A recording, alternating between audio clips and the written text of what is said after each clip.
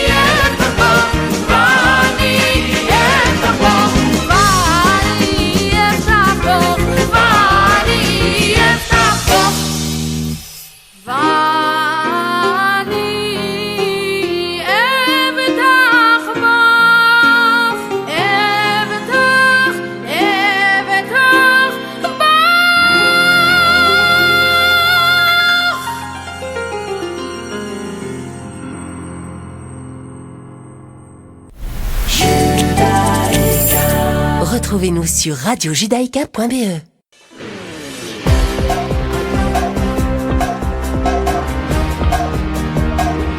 Nous revoilà sur Radio Judaïka. Merci encore à Shayamar. J'espère que nous vous retrouverons la semaine prochaine pour parler de Hanouka plus en détail. Nous allons bien sûr remercier le Rav Raphaël Halimi et TorahDeVie.fr pour leur grand soutien à cette émission de tous les vendredis. Nous allons ne pas oublier une chose très importante, comme je vous l'ai dit. La semaine prochaine, nous serons bientôt à la veille de Hanouka, puisque Hanouka, les dates sont très simples. Ce sera le 22 décembre au soir où nous allumerons la première bougie, et ça se finira donc le 29 décembre au soir, la dernière bougie.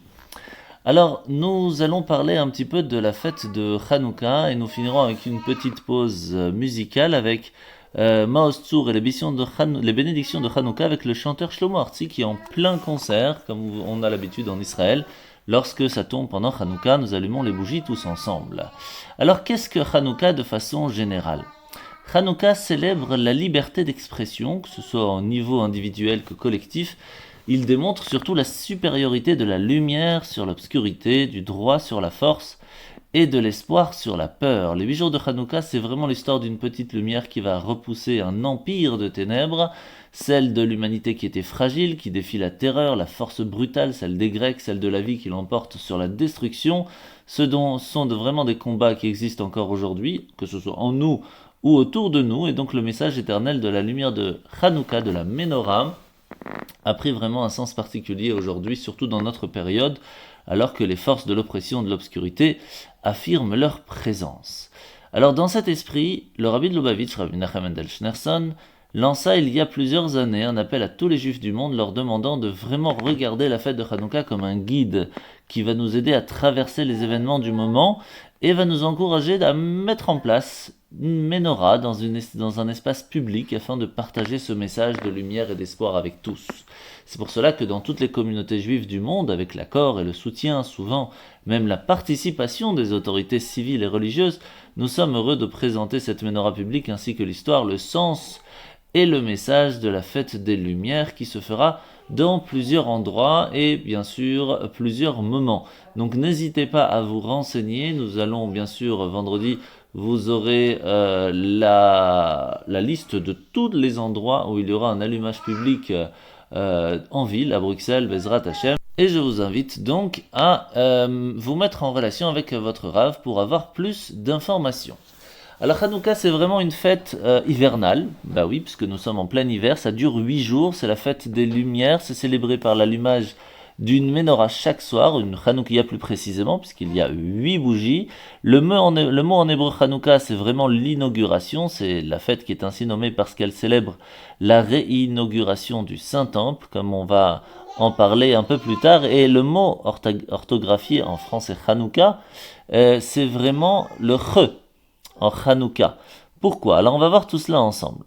D'abord, qu'est-ce que Hanouka commémore ? Au IIe siècle, avant l'ère commune, la Terre Sainte était gouvernée par les Grégo-Syriens, qui ont voulu forcer le peuple juif, pas à partir, mais plutôt à rester, mais de façon différente, à accepter la culture et les croyances grecques, en remplaçant l'observance des mitzvot et de la foi en Dieu, en quelque chose de plus matériel, en pensant qu'il était plus important d'aller au théâtre, d'aller jouer au football, etc., entre guillemets, tout simplement d'oublier cette façon un petit peu vieille de faire et l'observance de la Torah, mais de plutôt être plus moderne, oublier la kippa sur la tête, etc. Et pourtant, contre toute attente, un petit groupe de juifs fidèles, dirigé par Yehuda HaMaccabi, réussit à vaincre l'une des armées les plus puissantes de la terre, chassa les Grecs du pays, reprit le Saint-Temple à Jérusalem et le consacra de nouveau au service de Dieu. Lorsqu'ils ont voulu allumer la menorah du temple, donc c'est le candélabre à 7 branches, ils ne trouvèrent alors qu'une seule fiole d'huile d'olive qui avait échappé à la profanation des Grecs, et miraculeusement, ils ont pu allumer cette menorah à l'huile à peine suffisante pour un jour, qui va en fin de compte durer 8 jours, jusqu'à qu'une nouvelle huile puisse être préparée. Pour commémorer ce miracle et faire connaître ces miracles, les sages ont institué la fête de Hanouka. Alors que doit-on faire? De façon très générale, au cœur de la fête se trouve l'allumage de la Hanoukia, puisqu'elle a 8 bougies, plus une qui est appelée le shamash, cette lumière qui pourra nous permettre d'allumer les 8 autres, et nous allumerons à partir de la première nuit une seule flamme, la seconde une flamme supplémentaire, jusqu'à qu'à la fin des 8 jours, 8 flammes seront allumées. Alors on fera bien sûr des bénédictions particulières, les chants traditionnels, comme on pourra l'écouter plus tard, et il faut savoir que au moins une Hanoukia est allumée dans chaque foyer. Et c'est même mieux que chaque personne, chaque garçon allume les bougies de Hanouka, même les enfants, pour pouvoir apprendre à le faire. Ainsi, nous pourrons alors éduquer nos enfants à cette grande mitzvah. Bien sûr, nous récitons quotidiennement la prière spéciale du Hallel. On va même ajouter Ve'al Hanissim dans les prières quotidiennes. Ce sont tout simplement des prières où on remercie Dieu d'avoir livré les forts dans la main des faibles et les nombreux dans les mains des peu nombreux, et plus précisément les méchants entre les mains des justes. Alors quand tombe Hanouka cette année, je vous ai donné la date en français, mais la date en hébreu c'est le 25 Kislev, et ce sera pendant 8 jours. Alors qu'est-ce qu'on va manger spécifiquement à Hanouka? Puisque le miracle de Hanouka implique l'huile, il est de coutume de consommer des aliments frits dans l'huile. Alors le mets classique en Europe orientale c'est bien sûr le latkes dans la pomme de terre, en Israël c'est plutôt le beignet, la soufgania, mais tout ce qui est fait à partir d'huile, c'est bon pour Hanouka. Alors la toupie, qu'est-ce que la toupie? Tout simplement, à Hanouka il est usage de jouer avec un dreidel, une toupie à 4 côtés où il y a dessus 4 lettres, le Nun, Gimel, He, Shin ou P quand on est en Israël, puisque nous sommes en train de jouer avec la phrase Nes Gadol Haya Sham ou Nes Gadol Haya Po. Voici qu'il y avait un miracle qui s'est fait là-bas lorsqu'on se trouve en dehors d'Israël, ou Po lorsqu'on se trouve en Israël. Hanouka Gelt. Dans la société de consommation actuelle, il y a une tendance à accorder une grande importance à donner des cadeaux à Hanouka. Cependant, la tradition, c'est vraiment de donner de l'argent, du Hanouka Gelt. Pourquoi? Parce que cet argent va pouvoir leur donner la possibilité de comprendre l'importance du comportement positif à avoir, le dévouement à l'étude de la Torah, et ce cadeau en espèces donnera la possibilité à l'enfant de partager ce qu'il a reçu aux pauvres, à la tzedaka. Et c'est pour cela qu'on a également le phénomène des pièces en chocolat cachères, bien sûr. Alors, qu'est-ce que Hanouka signifie pour nous? Quand on remarque un petit peu qu'il convient de passer du temps à proximité des lumières de Hanouka, comme le rabbi précédent nous disait qu'on doit écouter attentivement ce que les bougies racontent. Qu'est-ce qu'elles nous disent, ces flammes dansantes? Alors, plusieurs messages. La première chose, n'ayez jamais peur de défendre ce qui est juste. Yehuda Maccabi, sa troupe, ont vraiment affronté des forces supérieures aux leurs. Mais cela ne les a pas retenus. Après une prière sur leurs lèvres, la foi dans le cœur, ils se sont jetés dans la bataille, dans leur vie, et vainquirent. On se doit de faire pareil. La deuxième chose qui est extrêmement importante, c'est toujours augmenter en matière de bonté, de respect de la Torah, d'aide à l'autre, parce qu'une seule flamme est peut-être suffisante pour hier, mais aujourd'hui nous devons être meilleurs. Une troisième chose, une petite lumière parvient très loin. Les bougies de Hanouka sont allumées au crépuscule, placées à la porte, elles servent alors de phare pour les rues sombres. Quelle que soit l'obscurité qui règne à l'extérieur, une flamme de bonté divine peut transformer l'obscurité elle-même en lumière.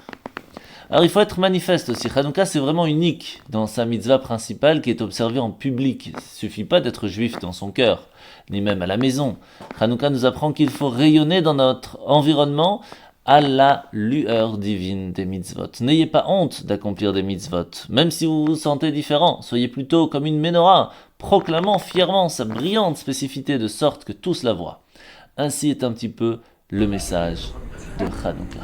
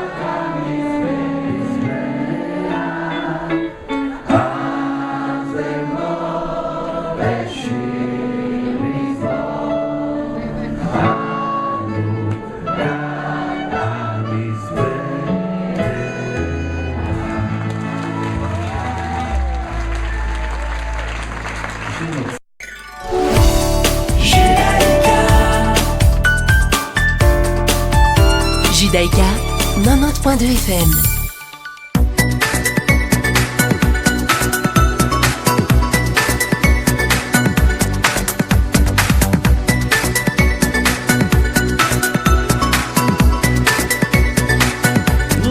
Maintenant, parashat Vayetze, cette paracha où Yaakov va quitter Beersheva pour se rendre à Haran. Sur la route, il arrive au lieu, donc c'est le mont Moria, qui est aujourd'hui le mont du temple, où il va s'étendre pour dormir et va rêver d'une échelle qui relie le ciel à la terre.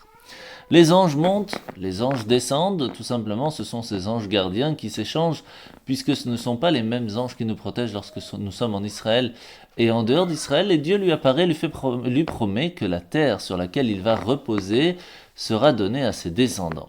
Alors au matin, Yaakov fait de la pierre sur laquelle il a posé sa tête un monument, et s'engage de faire de cet endroit la maison de Dieu, c'est là où va être donc le temple Beth Amikdash. Arrivé à Haran, Yaakov demeure chez son oncle Lavan pour qu'il travaille comme berger, et Lavan accepte de lui donner pour épouse sa fille cadette, Rachel, que Yaakov aime en échange de 7 années de travail. Mais au soir du mariage, Lavan remplace Rachel par Léa, sa sœur aînée, et Yaakov ne découvre la tromperie qu'au matin. Il n'épousera Rachel qu'une semaine plus tard après avoir accepté de servir Lavan 7 années supplémentaires. Alors que Rachel reste stérile, Léa donne naissance à 6 garçons. Reuven, Shimon, Lévi, Yehuda, Issachar et Zvouloun et une fille Dina. Rachel donne sa servante Bila comme épouse à Yaakov et 2 garçons naissent, Dan et Naphtali. Léa agit de la même façon avec Zilpa qui donne naissance à Gad et Asher, et Rachel est finalement enceinte et enfante de Yosef. Après avoir travaillé 14 ans chez Lavan, Yaakov souhaite s'en retourner chez lui, mais Lavan le persuade de rester, acceptant désormais de rétribuer son travail en lui donnant du bétail, et c'est comme ça que Yaakov va connaître la prospérité, en dépit des efforts de Lavan pour le flouer. Au bout de 6 ans, Yaakov quitte en fin de compte Haran, et de crainte que Lavan l'empêche de partir avec sa famille et ses biens pour lesquels il a travaillé, il part plutôt secrètement. Mais Lavan le rattrape, mais dans un songe, Dieu le met en garde de ne pas lui porter atteinte. C'est ainsi que Lavan conclut un pacte avec son gendre Yaakov sur le mont Galed, qu'il matérialise par un monticule de pierre. Yaakov poursuit son voyage vers la Terre Sainte, et des anges viennent à sa rencontre par rapport à Esav, et nous verrons tout cela la semaine prochaine.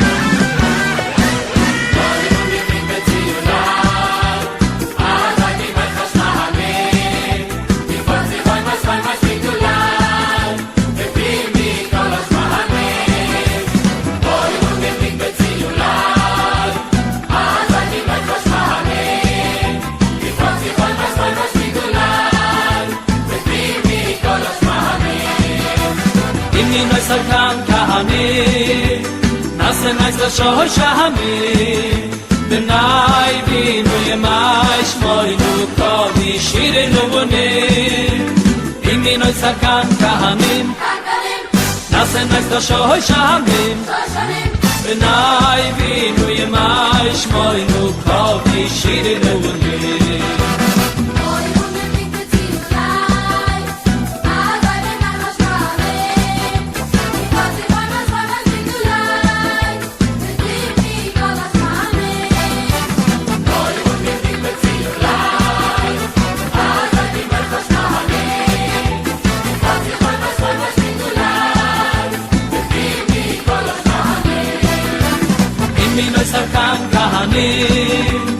Nasen nasta shoy shami benay binu yemay shmoynu kovi shirenu bune imino satam kahanim nasen nasta shoy shami benay binu yemay shmoynu kovi shirenu bune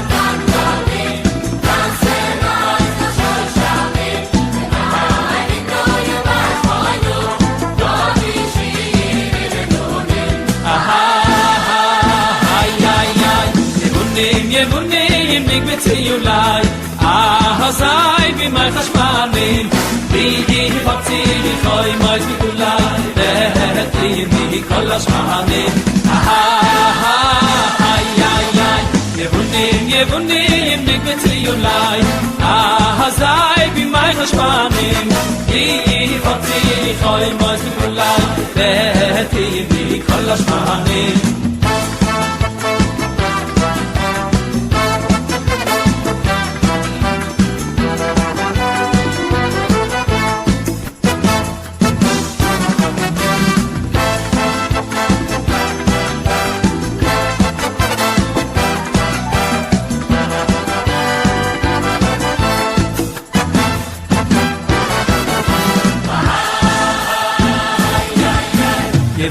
Yevunim nikbetzi yulai Ahazai bi my chashmanim Bidi hipotzi Choi mois mikulai Veheti mi kol hashmanim Yevunim nikbetzi yulai Ahazai bi my chashmanim Bidi hipotzi Choi mois mikulai Veheti mi kol hashmanim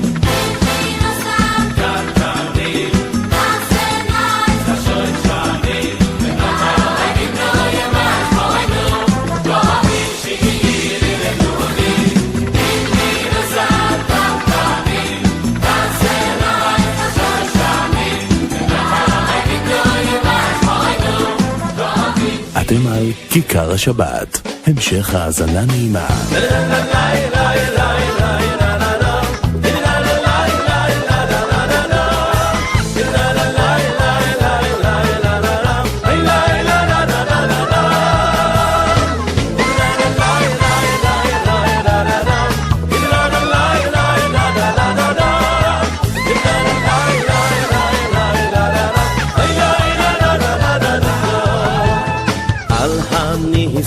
על הפורקום ועל הגוריס והתשועס ועל המלחומס על הניסים ועל הפורקום ועל הגוריס והתשועס ועל המלחומס על הניסים ועל הפורקום ועל הגוריס והתשועס ועל המלחומס על הניסים ועל הפורקום ועל הגוריס והתשועס ועל המלחומס שעושים סולם ויסיינו בימים הולכים בזמן הזה שעושים סולם ויסיינו בימים הולכים בזמן הזה על הניסים ועל הפורקום ועל הגוריס והתשועס ועל המלחומס שעושים סולם ויסיינו שעושים סולם ויסיינו בימים הולכים בזמן הזה על הניסים ועל הפורקום ועל הגוריס והתשועס ועל המלחומס שעושים סולם ויסיינו שעושים סולם ויסיינו בימים הולכים בזמן הזה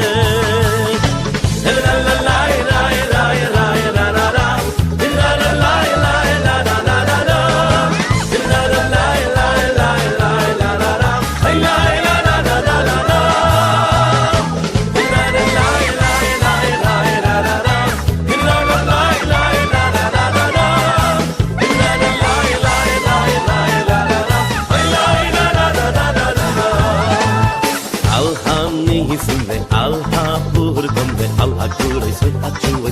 המלחומס על הניסים ועל הפורקום ועל הגוריס והתשועס ועל המלחומס על הניסים ועל הפורקום ועל הגוריס והתשועס ועל המלחומס על הניסים ועל הפורקום ועל הגוריס והתשועס ועל המלחומס שעושים סולם ויסיינו בימים הולכים בזמן הזה שעושים סולם ויסיינו בימים הולכים בזמן הזה על הניסים ועל הפורקום ועל הגוריס והתשועס ועל המלחומס שעושים סולם ויסיינו שעושים סולם ויסיינו בימים הולכים בזמן הזה על הניסים ועל הפורקום ועל הגוריס והתשועס ועל המלחומס שעושים סולם ויסיינו שעושים סולם ויסיינו בימים הולכים בזמן הזה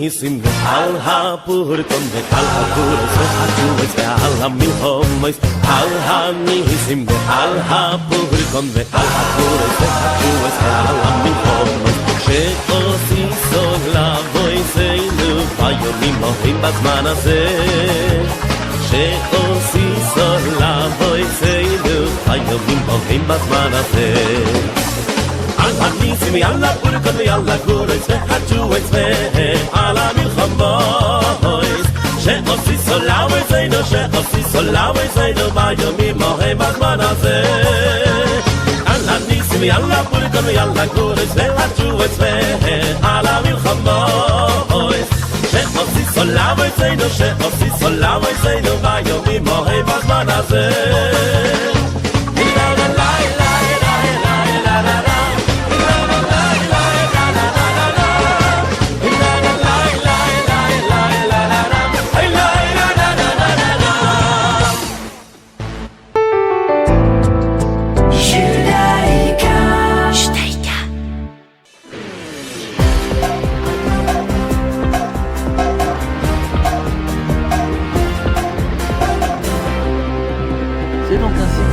Notre émission ce matin, nous sommes Parashat Vayetse. Ce soir, nous allumerons les bougies à 16h19 et Shabbat se finira à 17h35. Je vous souhaite de passer un très bon Shabbat. N'oubliez pas que Yutet Kislev arrive bientôt. Nous aurons une fête organisée le lundi 16 décembre au soir à la Yeshiva. N'hésitez pas à nous contacter pour plus de renseignements. Shabbat Shalom et n'oubliez pas d'acheter tout ce qu'il faut pour Hanouka. Hanouka Sameach et Shabbat Shalom.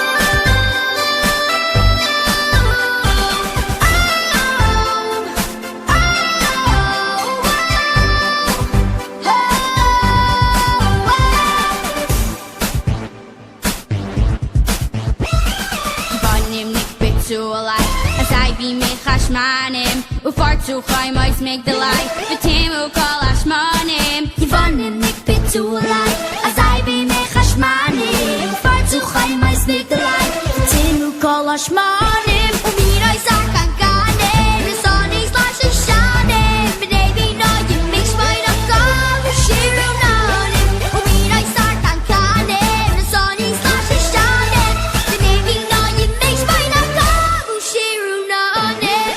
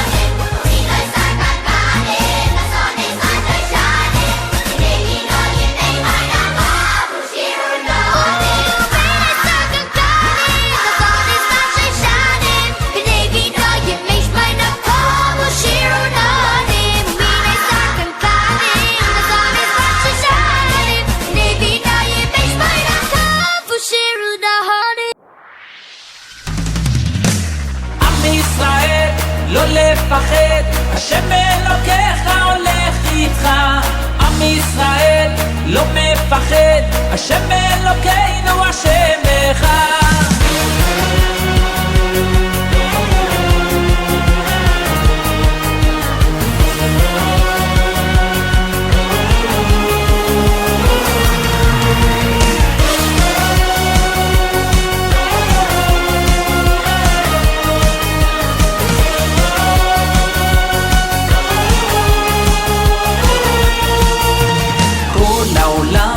גשר צר והעיקר לא לפחד כלל ומלמעלה הוא שומר צר ואויב לא יתקרב אח לאח ויד ביד ישראל זה עם אחד ומלמעלה הוא עוזר שומר שומר ישראל עם ישראל לא לפחד השם אלוקיך הולך עם ישראל לא מפחד השם אלוקינו השם אחד עם ישראל לא לפחד השם אלוקיך הולך איתך עם ישראל לא מפחד השם אלוקינו השם אחד